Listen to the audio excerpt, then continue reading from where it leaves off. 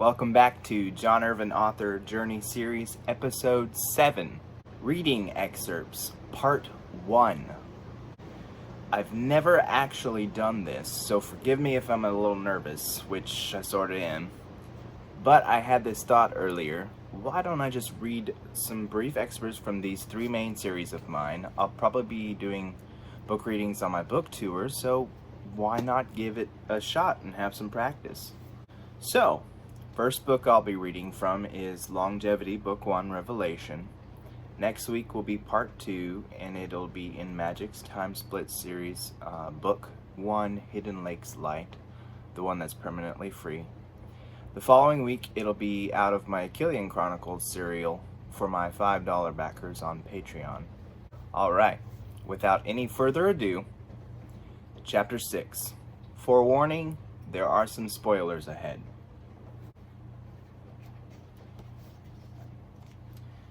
The stench was horrible, sending tendrils of disgust into Ian's gut while he crawled in through the window. Perhaps I should change into that beast, he wondered. Sounds like a good idea. Add a bit more terror into this murderer before he meets his maker. With that, Ian shoved his kilt off and knelt down, his knuckles touching the wood floor of the bedchamber. He shut his eyes and grimaced.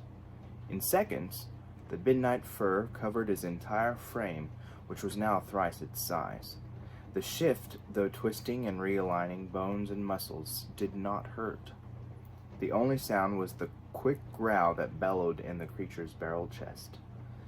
Still have no idea what under the sun and moon I am. Ian glanced down at the long claws extending from the tips of his fingers. But who better to bring swift vengeance to a monster than a monster? His teeth bared. The beast crept through the shadows, pitch-colored fur blending in with the darkness around him. He paused. The reek of unclean flesh caused his coarse snout to wrinkle. Eyes, the color of smoldering darkness, glared at the hump lying beneath the animal skin blanket. An early morning breeze whispered through the window. It brushed the nose of the beast while he inched his way to the foot of the large oaken bed. The wind did not seem to understand the depth of the present situation, playing with his large wolf-like ears while they flattened against his enormous head. A sudden snort interrupted the quiet night. Ian froze, rearing up on his hind legs. Though he looked like a hulking wolf, his beast form did retain humanoid postures. The tone of those back leg muscles revealed a strength that was superhuman.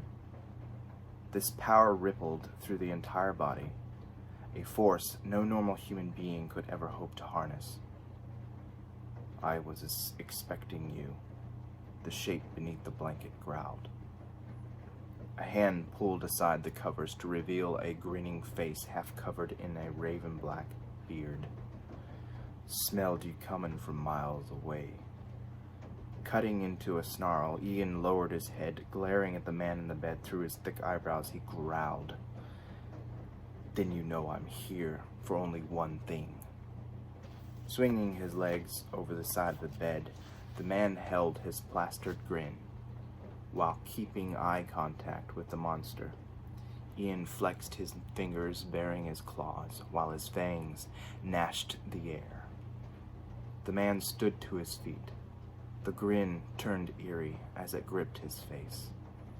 Another growl started to bellow in Ian's chest when it was strangled. His large eyes widening, Ian watched in shock as the murderer's naked body started to ripple and contort. Joints twisting, skin rolling like liquid, the hunted villain's body grew. Skin seeming to rip, long silver hair peppered with brown drenched the naked figure. In under a minute, Ian blanched at the creature now mirroring his stance, as well as his size and appearance. Except for the coat color and a few minuscule facial differences, the beasts looked the same. I'm not alone? Ian's mind raced. And that's all for today's book reading. Come back next week and I'll have the next one running.